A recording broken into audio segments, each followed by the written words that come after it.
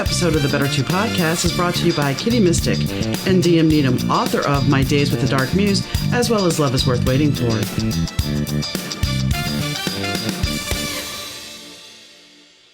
Hi, gang. Donna here. Thanks for tuning into the Better Two podcast. Today's guest is Angel Ribo.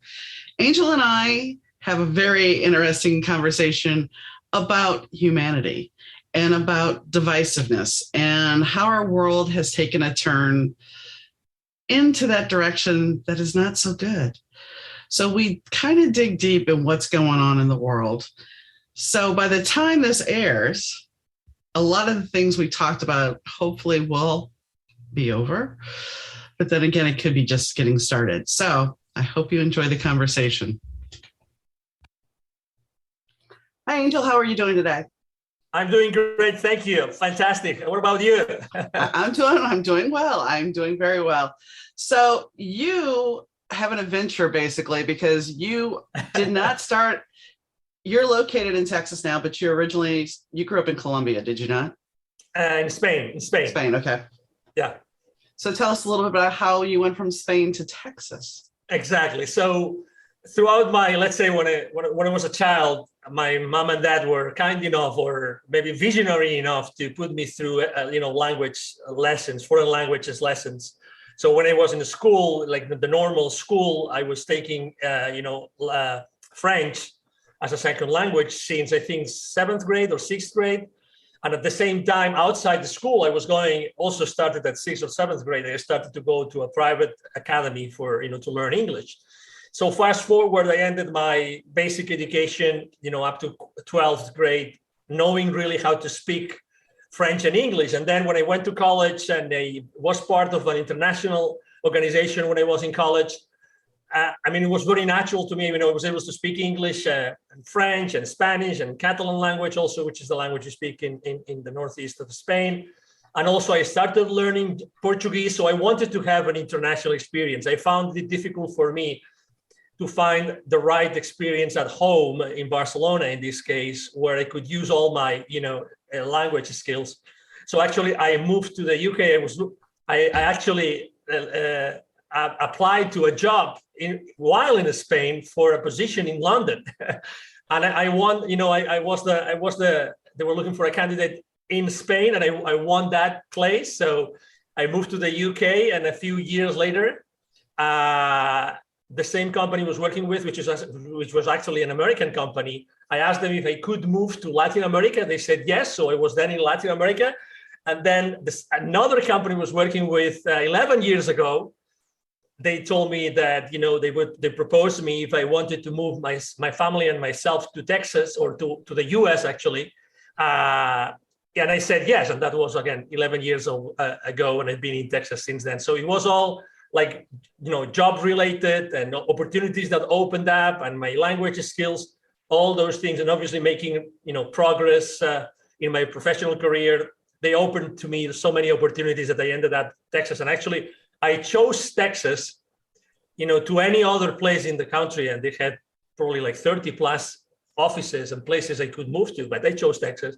And I'm so glad I did. So glad. Where about in Texas do you live? Yeah, I live north of Dallas in a place called Plano. It's a suburb in the north. I used to live in Richardson. Look at that. Oh my God. How cool is that? It's very cool. Yeah, for the audience that doesn't know or don't know, where these places are. Richardson and Plano are two of the suburbs north of Dallas, which is, it's like being neighbors. Mm-hmm. How cool is that? And actually, Donna and myself, we had not we had exchanged a few emails, but we had not talked about this. So how cool is that? No, it was really weird when I lived in Dallas because it was like, if you cross one road, there was a grocery store and that was Dallas still. But if you cross the road where my apartment was, I was in Richardson. Exactly. And if you looked at the phone bill, it was Plano. So it was like, okay. Go figure this out. But that was back in the early 90s. So we did not cross paths at the same time. But yes, small world. True, definitely exactly. A small world. So I have to ask, because, there's a lot of people I've talked to in the past about fear. And you made some drastic changes. And I've moved around a lot in my life, too. So how did you get past the fear of, not only just moving, for me, I've just moved across the country. But for you, you're changing dare I say nationality, this in language. And granted, you had the potential to speak those languages, but still there's customs and everything else. So was there any time that you thought, am I making the right choice? That's a great question. And actually, let me add to that I lived in total in my life, I think I've lived in 7 or 8 different countries. I've lost count now. And to be honest, every time I reflect about my international life and, moving to one country to another, and also on top of that, due to my job, I had to actually conduct business in more than 30 countries in the world. So, you know what? I never considered me moving to another country from a perspective of fear, but rather from a perspective of literally of excitement, of adventure. I always thought that it was an adventure. And even like, wow, I'm going to free myself from where I am now, and I'm going to go to another place which is going to bring me, additional, as you said, customs and many other things, right? That people think differently, people speak a different language. I will have to adapt to the ways that society, work and conduct themselves in that area. But it was always with, always, it was with excitement. And I took it like this. I have to tell you, I have to confess that I'm going to confess that because I know that you probably are going to understand me very well, and also your audience, which is I understood maybe why instead of fear, I always felt excitement. And that's a little bit of a story. So like 4 years ago, a very good friend of mine offered herself to basically help me with some, let's say, spiritual work, okay? Mm-hmm. And she said, I'm going to study you and your birth date and everything, and I'm going to tell you who you were before incarnating in this world. I said, wow, that's going to be exciting. And she told me that 7 lifetimes ago, I was a Templar Knight. It was a Templar Knight. So for those of you that maybe haven't heard about the Templars were basically defending, let's say the faith. They were defending the good manners of, in the Middle Ages in Europe, the south of Europe. They were very close to the church at that time, to the Catholic Church. And anyway, they were also very enigmatic group of people at that time. There's a lot of books and stories written about them. And I would say I have inherited that, way of thinking and that spirit of, looking for adventures, and also being open to also fight for the specific causes. You know what I mean? So, mm-hmm. and although I've never been a good horse rider, to be honest, but regardless, I've always felt that I had a sword with me. One time my brother came to visit, and he brought to me a big, massive statue of Archangel Michael. And if you know, Archangel Michael always carries a sword, right? Mm-hmm. And I moved from after a few years, I moved from one house to another, and the sword disappeared. We don't know where the sword went. I mean, where did it go? And someone told me once, Angel, you never lost that sword. Actually, what happened is that you carry it with you. So, it's so funny how things get together. And sometimes I have this feeling that my life has been like a puzzle of many different things that all, come together so perfectly, and flawlessly to make me the person that I am today. I don't know if I was able to answer your question. No, you did. I mean, and as far as reincarnation and astrology and all that stuff, I read tarot cards and stuff, so I don't have a problem with that. And honestly, I think that, maybe you haven't been a horse rider in this lifetime. Maybe in a lifetime between those 7 lifetimes, you had a horse riding accident or something. You never know, because there's still all those other lives that you've experienced, and they make us a whole. There's people that are coming. There are people that come into our lives that we feel an instant connection to. And we can feel energy from them because we've been connected with them on some plane of existence. So exactly, yeah, I agree.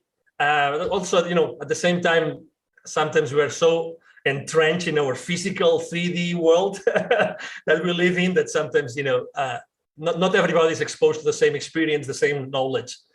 But yeah, I agree with you 100%, Donna. I mean, I had a reading a few years ago or about a year ago where the lady's like, I don't do past life stuff, but I guarantee you the way your body is, you were in war, you were a combat person because your Mhm. body is so damaged. And it's like, okay, but it makes a lot of sense because sometimes your body does things and you're like, how did that happen to me? Because you're still carrying those past life traumas. And Yeah. and I talk a lot about on the podcast about generational trauma, but it's still we tend to reincarnate with people that are in the same soul group. So Okay. that's why some of these people seem very similar. That's why we have the energy connection. And sometimes it's just working past these things. Yeah. Yeah. Very often. Yeah. I mean, I have had this feeling that very often I attract the people, I attract like-minded people or people that have some, similar thoughts very, very often to my life. So yeah, that definitely, again, I think that there's a lot that we are not taught about when we go to school, but I think it's really relevant to our lives. And probably, as you know, I'm very involved in children education. And I think that the education that our kids receive should be a little bit like brushed up with additional Well, additional subject matters. I think, yes, we need to learn how to read. We need to learn science. We need to learn history. I agree with all of those things. But we also need to learn meditation, self-care, stress management, and the fact that, dare I say, as much as people want to say Star Wars is just this mass merchandise thing, the underlying message about us all being connected is a very true statement. But we don't see it that way. But we are. I mean, there's times when somebody's going to call and then the phone rings and it's them. That is, your intuition. That is the connection we share. But Mm-hmm. people don't always see it. They don't want to see Exactly. it. They don't want to see it. Yeah, because the unknown is always brings you uncertainty, and uncertainty brings anxiety and fear. You were talking about fear before, so but for some reason, like it's like what's going on in the world right now, correct? I mean, we've been like 22 months with a Yeah. complete shift, and regardless of where everybody stands, regardless of division, regardless of opinions of science or not science, it doesn't matter. The reality is that things have changed a little bit, and with so many things happening and for the first time in history happening at the same time in every single country in the world, I think it's a great time to talk about critical thinking, about discernment, right? And many other things. Again, adding to that list that you just made about what kids should learn in school, about critical thinking, just one, Yes. just one period, maybe not daily, but one period a week about critical thinking, how to bring discernment to to humans, to human life. So everybody makes up their mind, and everybody tries to find additional answers or learn how to go inside of them to find these answers. But it's much easier if you're not taught critical thinking, because then I can show you the news or I can show you something on social media and you're going to be much more gullible to believe it. Totally. And I mean, like right now, when you think about it, I've been honest about this. Before my husband died, I quit watching the news because all it was about the pandemic. And he'd end up upset because he was dying and he knew he was dying and it was just adding to it. So I quit watching. The last time I watched the news was on January 6th when they attacked Capitol. Mm-hmm. Other than that, I'll catch a news story here or there. I refuse to watch it because a lot of it is just fear mongering. It's not that it's not fact, but I use the accident in Milwaukee. The fact that we allege that this guy ran into the crowd. Yeah. He drove a car into the crowd.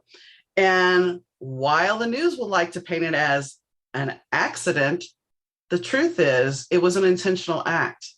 Was it a terrorist act? Well, you can't say it was a terrorist act because he wasn't a terrorist, but it did cause terror. But it was an intentional act. And here's why they won't say it's an intentional act. Because number one, if I say it's an accident, well, it can still be covered by insurance. If I say it's an intentional act, guess what? All those people that were injured can't collect from this guy. Mm-hmm. But it also creates a narrative then. We create a different narrative by saying it was an accident instead of saying he did this on purpose. Mm-hmm. And words mean a lot. So words can create fear. Oh, yeah. And I mean, again, it's like, I mean, obviously it's been a very frustrating, I mean, it's been a difficult time for all of us on Earth, probably the last 22 months, right? But at the same time, I myself am a very optimistic guy, and I am really literally taking this as an opportunity to unlearn. I'm very often called to talk to or to teach to entrepreneurs. There's a business accelerator here in Dallas that they call me to give away seminars and webinars to people. And last year I was talking about the power of unlearning, and I was suggesting every single entrepreneur. There's a lot of startup CEOs attending those webinars, and I was telling the CEOs, I think that it would be wise if you try to learn something that maybe is not useful to you anymore. And as you said, when you realize that maybe things don't add up, or you see that narrative that you just mentioned, why don't you start also thinking, like, say, okay, so is it possible that there might be something else that I have taken for granted throughout my entire life that maybe it might not be so true, right? And then you start analyzing. So for me, it has been honestly, I have never in my entire life probably had a more intense, like 22 months period, because of what I have learned, what I have read, the research I've done. I remember starting a path of research about, diseases and germs and these things. I ended up in the 19th century, in the 1800s, looking at manuscripts from a specific scientist that was talking about a specific theory that unfortunately didn't make it through didn't cut through all the noise of that time, because what you mentioned today about media is the same of what was happening at that time with media. It's like there's certain things in life or in humanity that have been repeating themselves over and over and over again. And so had we not had what we are having today in the world and the pandemic and everything, I would have never, gone to the archives of, foreign countries looking for those incredible manuscripts with this incredible theory that started to, awaken some neurons, neuronal connections and building new things. And that's it. So how to find the blessing, inside those things that might look unfortunate. It's something that I'm telling everybody all the time these days. It's important that you tell them. And I want to touch back to unlearning things. I mean, growing up here in the US, we would hear one day that eggs are bad for you. And then a couple of months later, a year later, eggs are good for you. And then another 6 months down the road, eggs are bad for you.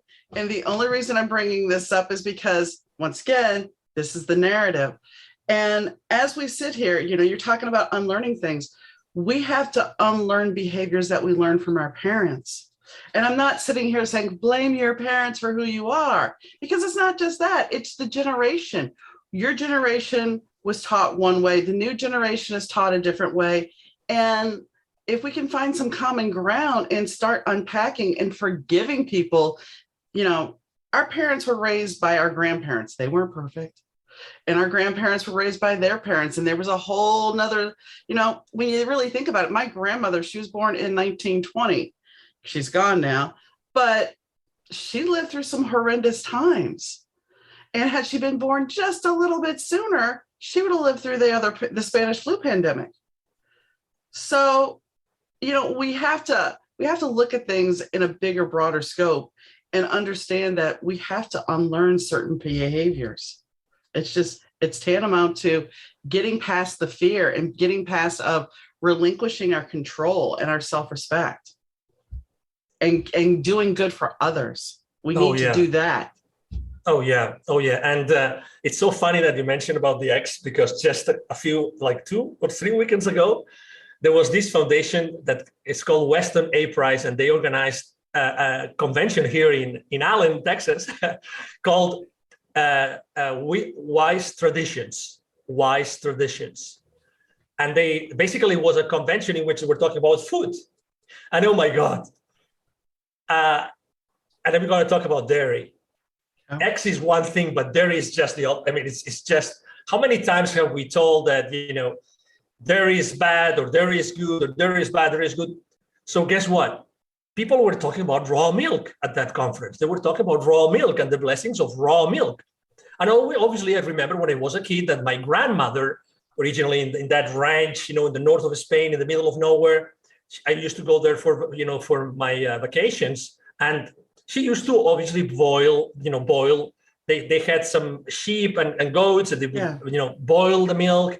And I remember still my grandmother also, or my mother even, buying the milk in those containers. You would go to a place where there would be cows and fill those containers with milk, and then you would boil it and everything. And suddenly I went to 21st century, Allen, Texas. I go to this, conference, and they tell me all the amazing properties of raw milk, when we have been trained about pasteurized milk, pasteurized cheese, pasteurized, you name it, kefir and Greek yogurt and everything. And suddenly you realize that the raw milk has so many properties. It's a probiotic. It has so many vitamins, you name it. It's like an incredible source of health, right? And so I couldn't agree more with what you just said. And also that, that's why it's so important what you do, Donna, which is you're sharing this with the audience. The more people that are exposed to this knowledge, you don't have to believe it. You don't have to believe me. Just do your research. And for instance, you know what I did? So I started drinking raw milk every single day. Not a single germ has attacked me in the last 3 or 4 weeks. I'm drinking raw milk every single day. I even replaced most of my water with raw milk.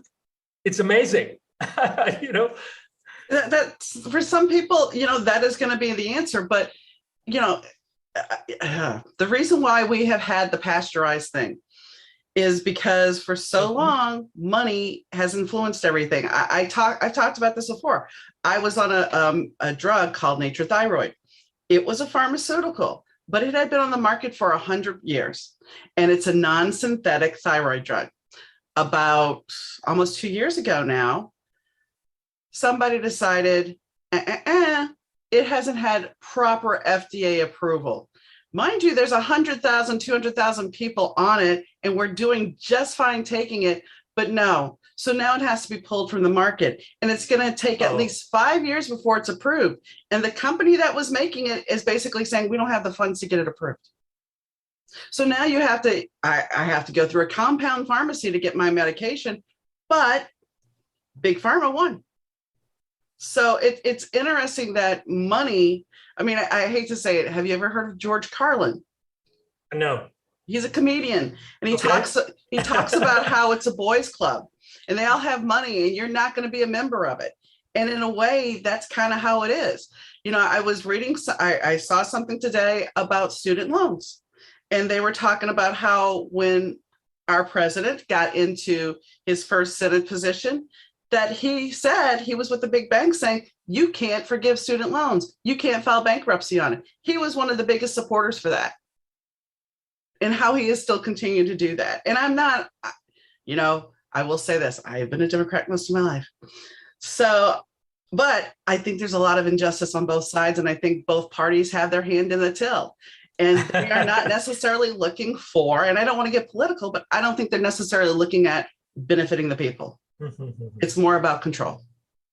Because if they have us distracted and they're using their control to distract us, they can do whatever they want and put whatever they want through. And we won't even be the wiser. And then to your point before, so what do we do about it, right? What do we do about it? And so are we sources of, last year, the same as you, you have a podcast, and obviously a lot of people, listen to you and listen to your messages and to your guests' messages. So you're a public figure. I mean, you definitely what you do that has definitely a ripple effect in the world, Yes. right? So what is your role? Last year, I was asking myself, what is my role? What should be my role? Regardless of my anxiety, my rage, right? How angry I am, excuse me. I was saying to myself, what should be my role? And I said, well, I'm not going to be part of the separation, of the division, of the judgment, of the judging. I'm going to try to build, as many bridges as I can, because otherwise I'm just feeding to this narrative, and I'm feeding to the anger and to the division. So, okay, so right now we already have, the people that believe whatever. I mean, vaccine-wise or mask-wise or lockdown-wise, you name it. Okay, you name it. There's people for these and cons. There's pros and cons, and the people are here or there. So I decided I'm going to be in the middle. I'm going to help as many people as possible in both sides, just to make sure that we don't forget that there's also some place in the middle. We are not forced to surrender our power to either of the sides. We are not forced. There's no rule that says you have to agree with one. You have to make your own judgment, but at the same time, you decide if you are still going to help people or not. And let me give you a specific example. As you know, obviously, every single country in the world right now is going through different kinds of levels of lack of freedom. Let's put it this way, okay? I'm not going to judge if it's okay or not. It is what it is, And let me mention something. For instance, there's one of the countries that has the most, let's say, lockdowns and individual freedoms restricted is Australia. Let me tell you what's going on in Australia, because obviously there's literally thousands of nurses and people in the medical sector, health sector had been fired because they refused to take certain, injection, whatever that is. So are you going to suddenly, let's say that you are being fired, there's thousands and thousands and thousands of Australian families right now suffering in many ways. You know what's going on? Right now, the communities, the neighborhoods are organizing themselves to make sure that they support one another. And the ones that believe that they had to, let's say, they wanted to keep their jobs and they were going to take a certain injection, they're helping the other ones because they're still part of the same community. Everybody's trying to help each other right now. So there's parallel structures to the existing society right now in Australia of people helping each other genuinely. Just think about your neighbors today. Okay, so just think about your neighbors today where you live. I'm sure that you mentioned political, different political sides. You know who is for one side or for the other. You know who is in the middle. You know who might be a libertarian. You know who is pro something or against something. You know all of this. But you know what? You have lived in peace with them for many years. Mm-hmm. And they are, and maybe they're not your friends. But come on, don't tell me that even if they're not your friends, you still sympathize with them. You still feel that if you can give them, a crate of eggs, you're gonna do it. Mm-hmm. If you can help your neighbor, regardless of what they think, regardless of what they have done regarding all this, whole thing going on in the world right now, you're still going to help them. And this is exactly what's happening right now in many places in the world, in the Austrias, in the Canadas, in the Germanys, in places with a lot of restrictions. People are organizing themselves to make sure that they support one another, regardless of what the establishment is telling them and what to do. And again, I'm not even criticizing the establishment. They are doing what they think that they have to do, right? I'm not in agreement with many things that they do, but it's okay. I try to build my own life, and these people are doing that. They are building their own lives, and they are helping each other as much as they can with the means that they have, close to them. And I think that's amazing, Donna. I think that's an incredible, unwanted probably consequence, but that's where the genuine human being, is like the phoenix bird, right? Out of the ashes, right? Yeah. So this is exactly what's happening today. The human being is good. We are good. We are good, and we want good regardless of the external distractions, as you name them, Donna. Well, and here's the thing. I agree with what you're saying. And I think, there was a time right after 9/11 when that was this country. But since we've had different presidents come in the last 10 years, we have become more divisive in this country. You know, and the fact is, social media adds to that because social media will sit there and make you hate your neighbor. And, I'm honest, I have not had the vax. And the reason I have not had the vax is because I have severe allergies to medication. And my doctor told me, she's like, I don't want you getting it right now because I don't know. You're one of my highest allergic people. And, what am I going to do if I get it and I have an allergic reaction? So I wear a mask. But what really gets me now is before we had the vaccine, people were talking about it when it first came out.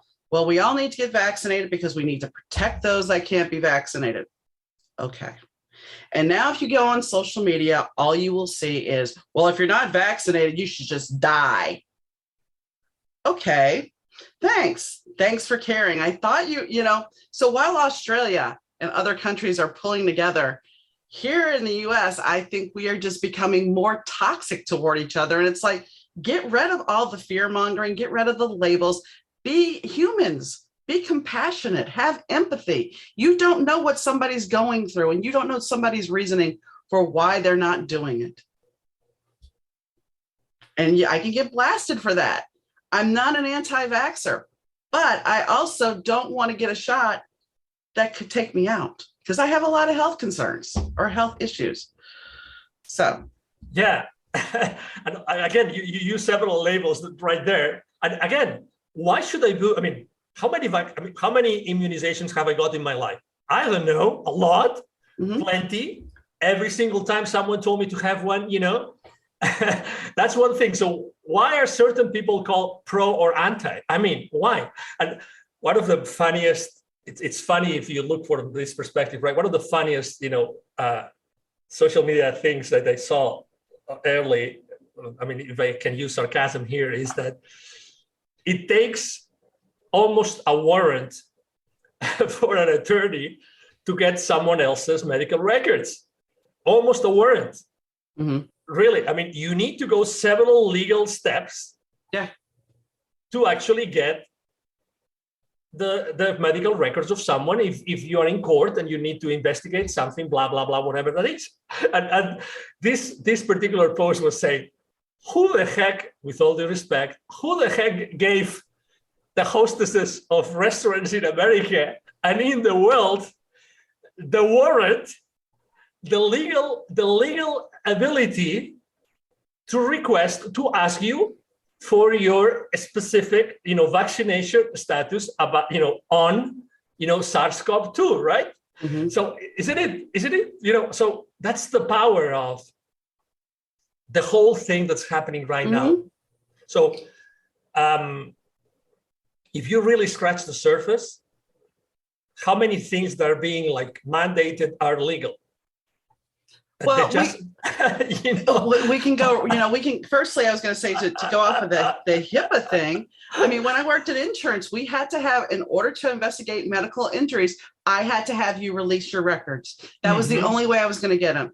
Secondly, you're talking about what is being put across to us that isn't really legal. Well, 9/11 opened up that Pandora box because we were so willing to just sign up and go, here you go. It's okay. You can do this. You can spy on us. It's okay because it's for the better good. And I'm going to say this. I have flown first class since 9/11.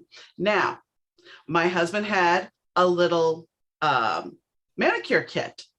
We were boarding the plane. They made him throw away the pair of scissors because that's a weapon. Okay, fast forward another flight because we had a friend who worked. Actually, it was his sibling that worked in the airlines. He gets us a companion pass. So we get the companion pass and we get first class seats, which is awesome. And they proceed to bring us a glass of juice. And I'm not talking a paper cup or a plastic cup. I'm talking a real glass. Then they serve us a meal. And oh, the butter knife has serrations on it. I guess terrorists just don't sit in first class because you're giving me weapons. Are you not? I could break the glass. I could use the knife. And so once again, we're back to the position of, is this political theater? We're willing to go to the airport and, depending on who you are and how sensitive the scanner is, for a while there, being a woman, if you wore an underwire bra, you were getting yanked because you had to be wanded because you were going off. So, I'm not knocking it, but sometimes things are done for theater and they have no meaning, but we're willing to give up our rights. And I know people are going to say, well, if you don't like this, you should leave the country. It's not that I don't like it. It's just, I see too much power being given away. Mm-hmm. Yeah, your individual power. So that's the question, right? I mean, why are we giving our individual power away so easily? Why? Again, and that's not but if it's fear, then, should we really do that? I mean, are we really, that's really the thing? Are there other options? So, definitely it's that's why I said it's a very interesting moment to live.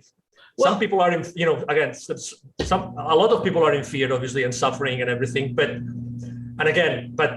I take this as an incredible lesson. And when I explain this to my to my grandkids, when I will explain this to my grandkids, it will be definitely like it's like when my grandfather was telling me about the Spanish flu year. He was born right a few years before the Spanish flu. And when I was going through the different, I remember in Spain, I went to look for all the different, documents and registries of my entire ancestor history. And I went back to the 1634, something like this. And many people died in that, that 1914, 1917, 1918, died of Spanish flu. It said, they died of the Spanish flu, and it would say that was the reason why they died, blah, blah, blah. So this is definitely a landmark in the history of humanity, right? Yeah. It's going to be, everybody will remember those 2 years. Everybody will remember this. And the thing is, what do we do about it? And how did it serve you? How did it serve you? True. And I have to say this, I was on Twitter this morning sharing some stuff about an episode of the show. And there's the message from the White House that's talking about how people have taken care and they've gotten vaccinated, and how President Biden's going to be making remarks tomorrow. And that the second part of the message basically said that if you haven't been vaccinated, you're in for a long winter of being sick and dead. Mm-hmm. Excuse me? How divisive. And people are like, well, this needs to be said. Does it? I mean, this is just creating more fear, more divisiveness. And is this strain of the virus as bad? I mean, I saw a graph yesterday. Yes, the cases are higher than anything, but the deaths and hospitalization aren't out of control. So the messaging here, once again, it's messaging, makes no sense. And I normally don't talk about the virus that much on the show. But today, apparently it's a hot button. Oh, yeah, but it's like, I have a friend in Spain. I talk to him very often, and he tells me he used to work for the Spanish. Imagine that, just to make a comparison, as if he had worked for NBC or ABC or NBC, or CBS, like for 40 years. That's the kind of guy. So he worked for one of those media outlets for 40 plus years as a producer, right? And he left because he couldn't, at some point, like 5-6 years ago, he retired, before time. And he said, I can't cope with this anymore, right? And he's telling me, obviously he knows how everything works from inside, right? It's like you in the insurance business, right? You know exactly what HIPAA is and everything. Yeah. I mean, you know exactly how a restaurant hostess is not the same as, an insurance company's official trying to do the job and trying to get all the legal, release forms and everything, right?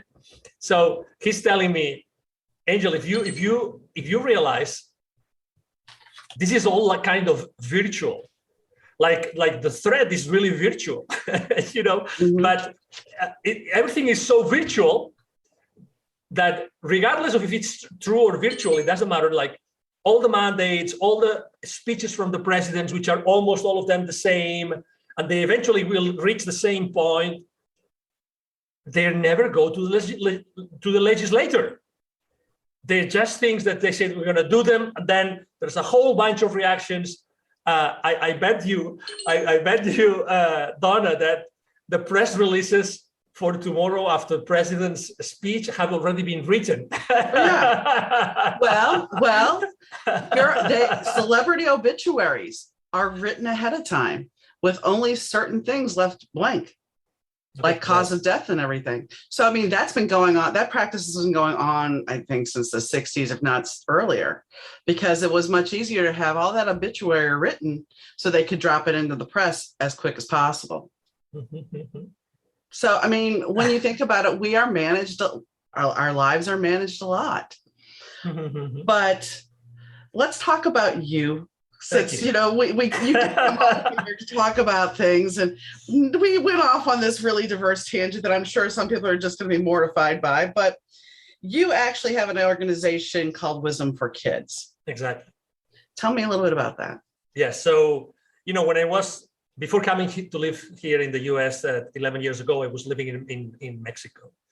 And when I was in Mexico, I was in charge of several companies, businesses in the entire or parts of Latin America. So I was going to Latin American countries all the time. And the thing is that I was serving, with the companies I was working with, I was serving, different like manufacturing companies all over the territory, all over the continent. And I was, at the same time that I was going there and I was, closing those multi-million-dollar deals and everything with those, large corporations and powerful CEOs, etc. At the same time, and you obviously, if you've been in Latin America, you know this, there's a lot of people that live in poverty. In Latin America alone, there are 81, and that's data from 2012, 81 million kids live in poverty in Latin America. 81. Okay, and that's 45% of the entire kids population. So it was 2015, 1 year before I left corporate America, and I had this experience, this spiritual epiphany or experience, I don't know how to say it. Suddenly one morning I woke up and I felt really stressed, and I went to the shower and I started to have all those, visions and things of all these moments in which I was going to Latin America and I was seeing all those kids living in poverty. All those kids that when I was going to visit these powerful people in those plants, typically those manufacturing plants would be in the outskirts of the big cities. Guess what? The outskirts of the big cities is where the poverty is where those poor kids live. And those kids would come to my car and say, hey, Senor, can we keep your car safe while you are inside the plant? Will you buy some gum? Will you, do you allow us to clean your car, to wash your car while you are inside? And I would always say yes. So I would always, interact with those kids, very, very openly. So in 2015, I had this experience in which all those CEOs and all those images of all those kids that I had, helped throughout my entire life in Latin America came together. And it was such a powerful message that I said, and I was that day, I remember being literally every single thing that someone would tell me, I would start crying like crazy, when you're so sensitive. Mm-hmm. Yeah. So I said, I have to do something. And I said, okay, this is what I'm going to do. I'm going to start reaching out. I mean, I've learned so much about business. I've learned so much about what happens in this region. Why not starting to teach underprivileged kids in Latin America become entrepreneurs using the local resources? I reached out to a friend. My friend still remembers that he was in bed that day. It was 10:30 p.m. on a Saturday. I called him and I said, hey, I would like to do that. Would you be open to do that with me? He's from Mexico. He lives in Mexico. I was already living here. And he said, yes, absolutely. Let's do it. And then he brought his father in, and all three of us started Wisdom for Kids. And we started it in 2017, 2018. And then, we proof tested, what was the best activities that we could do with the kids. And then we piloted them and we went to different kinds of communities. We went to suburban communities. We went to rural communities, and we went to indigenous communities. We started to see how we should really, teach the kids to become entrepreneurs, why it is so important to have them use their local resources to be able to start a journey of as an entrepreneur, how to present that experience and knowledge of us so that they would engage with it. And we came up with a workshop which is extremely powerful, very energy based. It's not like whiteboarding or blackboarding, a content of how to become an entrepreneur or how to set up your own business. No, it's a very, very energy related, workshop that gets them started in their entrepreneurial journey. And I'm happy to say, obviously, 20 something months, we had to stop all the activities because we cannot go to any community, unfortunately. They all closed down. Only our local volunteers can do something, but also very limited. As you know, there's people, we live in cities and we see the world differently, but the people in rural communities, many of them have been isolated for 2 years now, which is crazy. Can you imagine entire families isolated? And they might be a little bit lucky because they're in the countryside, right? And they have all the resources that they need to survive. They live in the countryside, so they might have some animals, they might have some plants, they might have some produce, they might have some, fruits, but they have been isolated. But anyway, the thing is that we were able, before the close down, let's say, we were able to help more than 1,000 kids in Latin America to become entrepreneurs using the local resources. I am the president, and we are 2 more, co-founders, and we are super excited to be, an agent of change to those communities that we have visited. And I think you touch upon something in the story here about the fact that there's so many, we see the immigration, we see all these people immigrating, and people are up in arms about it and everything because, well, they have their own country. But if they're living in poverty and they're trying to find hope, then, we're all human. And I know we all have limited resources, but, we have to look at humanity. And that's one of the biggest things. We have to look at humanity now. Yeah. We really do. And again, it's, why are we asking the wrong questions? I couldn't resonate more with you, what you just said. We can, again, how can you, again, it's nowadays, every single discussion becomes political, which is crazy, Donna. And it doesn't have to. No. Who wouldn't, really? Who doesn't have or has had maybe some Latin American, because everybody's discussing about the border and hundreds of thousands of Latin Americans coming. Obviously, I love Latin America for a million reasons, right? And I understand that people are concerned about so many people coming into the country, but what are the right questions that we should be asking? If that's the need, right?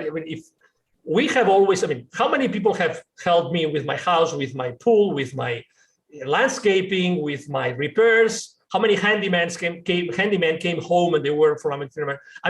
These people are, hard workers. Right. We all of us know someone who comes. So why do we have to politicize something, knowing that they are just as humans as we are, as good of humans as we are, and they have issues? Okay, so why don't we discuss the issues that they have and we try to solve them, all of us together as humanity, as you said? Why don't we try to solve the problems together? And here's something to think about. Some of the reason they have such problems down there is because of us, because of the drug war we started down there, because of all the little, gun running that we were part of down there. But we don't want to take ownership of that. We don't want to take ownership because, we did something. No, we don't want to admit that we did something because we can erase history. And therefore, we don't want to take responsibility. And that's the problem. We did it with Vietnam. We did it with a lot of different things. We started these wars. We inserted ourselves somewhere we shouldn't have. The Gulf is a nice example of that. And I'm not saying I'm against vets, because I'm not. I just don't believe in war, especially war when it's not really needed. Because once again, it goes back to humanity. Exactly. Sure, there's some bad people in this world, but if we could get away from greed and violence and embrace people and be more concerned about compassion and love and people instead of the almighty dollar, things might be better. I'm going to say one last political thing here. We have people in power that have no concept of what it's like to be homeless. There's a person whose show I'm going to be on this afternoon, and she was on my show, and her episode dropped today. And she talked to me about some people that she knew that were homeless. And she said one guy she talked to, he was an engineer, and he admitted while he was talking to her, because she knew he was tweaking, that he was on drugs. And he says, look, I wasn't on drugs until after I became homeless. I was an engineer. Same thing with a woman that she talked to. And both of them basically said they do drugs now because they are terrified that somebody's going to come along if they fall asleep. They want to be able to stay awake for days, that they're either going to get robbed and in the woman's case, raped. So, but we look at them and we judge them just by seeing them on the street. We don't look at the circumstances as to why. I had another guest who he would actually sit down with a homeless person and ask them what their favorite food was. And I know this may sound cliche or ridiculous, but ask them what their favorite food was. And then he would go get their meal, and it would be their favorite food. And he would sit down and talk to them and have a real conversation and get to know them. He was showing them true compassion. So why can't we have more compassion instead of being so freaking divisive? Mm-hmm. Yeah. Yeah. And I mean, I can tell you right now, I started out in insurance as a mail file clerk and moved my way to receptionist all the way up to being a supervisor. And the fact is, because I had started at those underling positions, I knew what those people went through. Yeah. I knew what that job was. If you go straight into a power position, you have no concept and you don't care. Mm-hmm. You're sold to the highest bidder and you're happy about it because you're rolling in the dough. Yep. So people can get mad at me for being political. I apologize for those, okay. But exactly. So that's why, what do we do? I mean, okay, so this is what we have. What do we do? Mm-hmm. And I think that compassion is a great, place to be. And again, because we all want to thrive. We all want to, have a great life. We all want to, live in a up to a certain level of abundance and being able to live a nice life, not to be concerned about, if I'm going, to have my ends meet or not at the end of the month, whatever, not to live, paycheck to paycheck. I mean, we all want to do that. The thing is with what's happening right now, how can we help each other to make that happen? How can we do that? How can we do that? Yeah. That's why the answer is never like before, probably never like before. It's inside of us. It's not outside. The answer is inside. That's why compassion comes to the surface. It's really because you could be them, and actually you are them. It's been shown. I mean, as you know, there's many neuroscientists and epigenetics experts that have said that if you conduct intention or love intending experiments, you are able to change things at the other side of the planet. There's people that have done experiments, have run experiments of literally hundreds of people intending for something, using their love and their compassion to change something at some other side in the world of the planet, and they have been able to do it. Nice. They have been able to change it. I mean, there's many people that have done that. So every single good thing that we do has an effect in mankind. So let's start doing it. Let's look inside and let's help each other genuinely. I would maybe, because the same as you, I think that one of the things I'm forcing myself to do right now is to do to help people, like pro bono. Like I'm going to help that person with that just because I want them to succeed. I'm over delivering. Every single client I have right now, I have never over delivered as much as I have or as I am today, just because I know everybody's going through something. Yeah. Everybody. I really want to help everybody, and I really want to do myself. And also.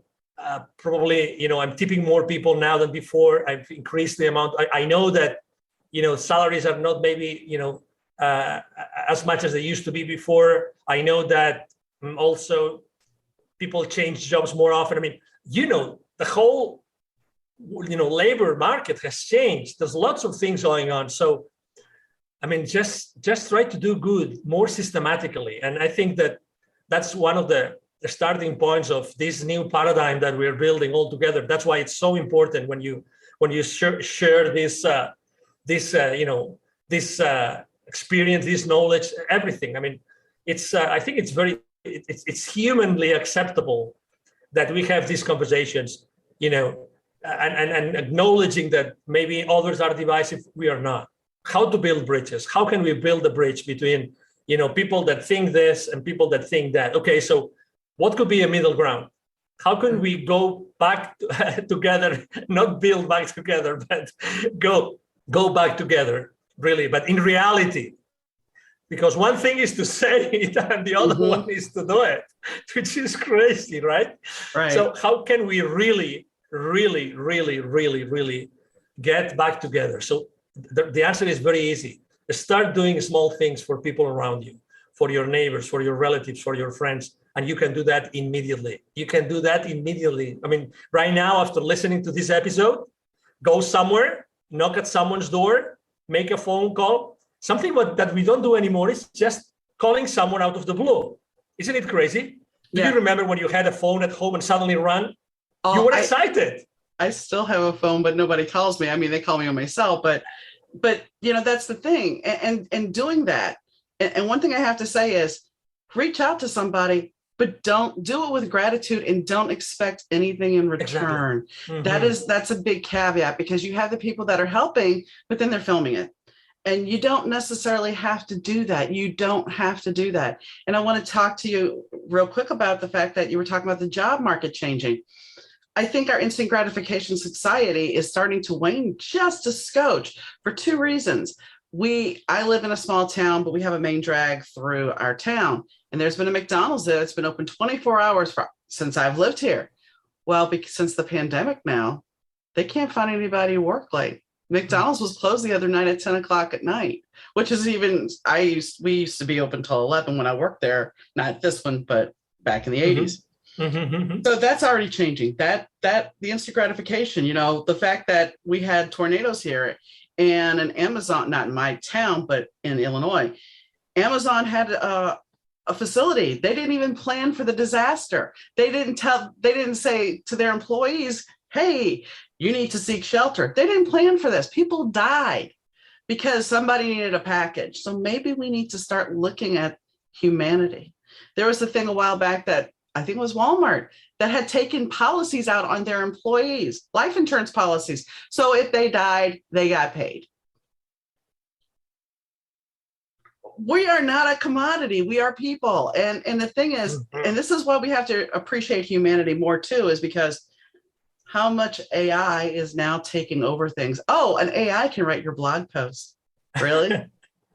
But I mean, there's no nuance in there. And AIs can do jobs. Yes, AIs can cut the grass. Yes, they can take inventory. That's all awesome. But there's not a human factor. And humanity, if we want to really survive, we have to be kinder to each other. Oh, totally. And it's already happening. Again, I think that because I'm interacting with people from different continents every week, and I see that more and more and more. People are, okay, so this is what's happening in the outside. Okay, so let's make sure that I take care of my people. I take care of as much as I can, right? As much as I can.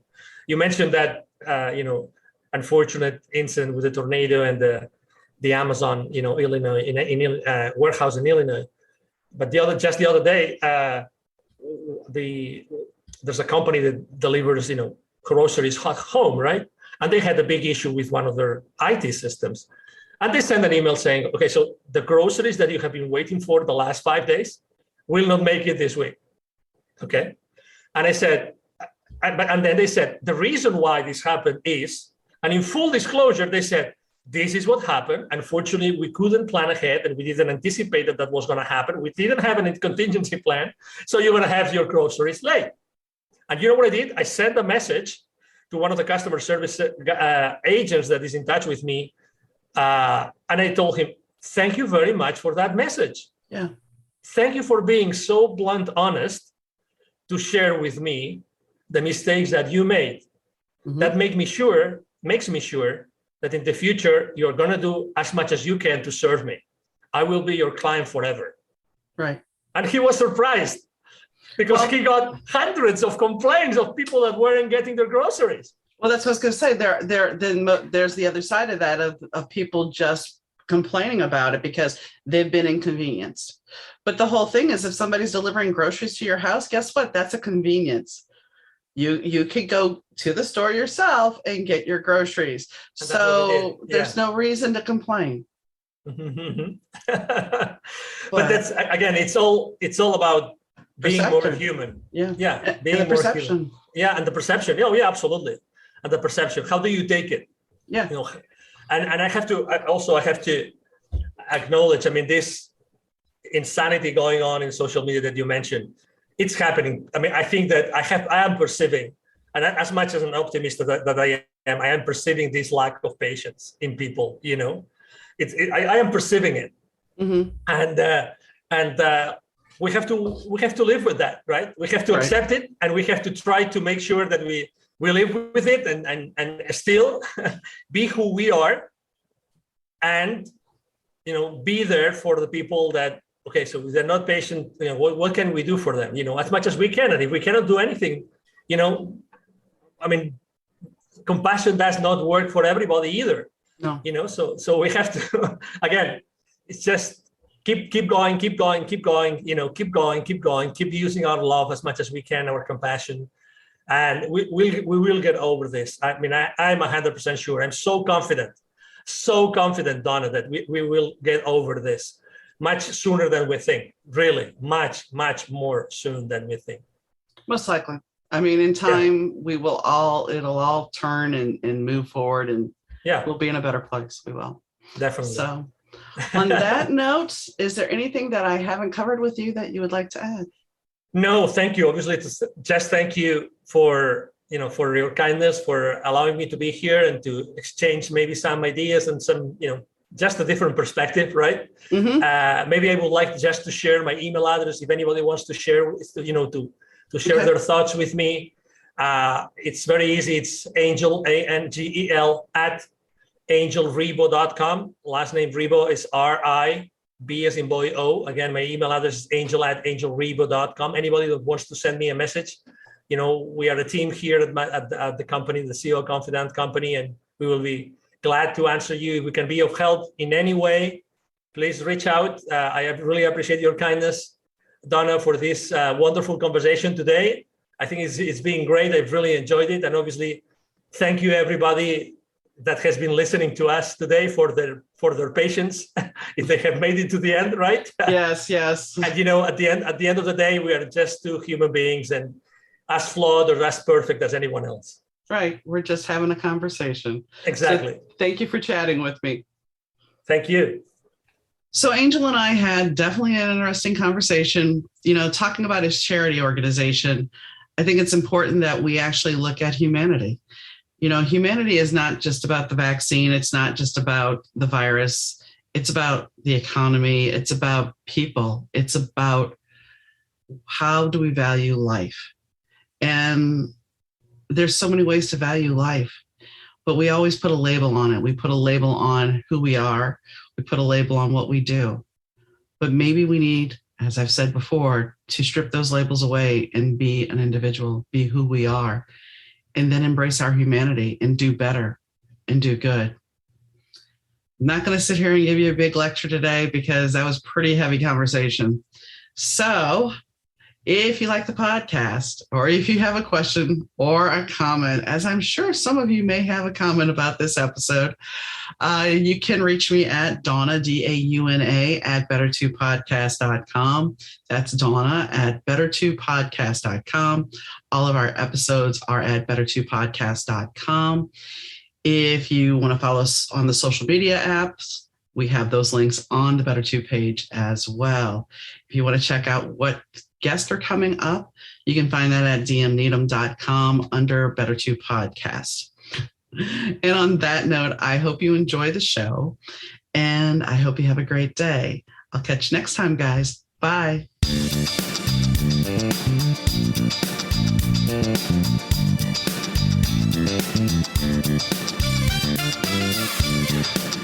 The Better2 Podcast is mixed, edited, and produced by Rich Zai of Third Ear Audio Productions.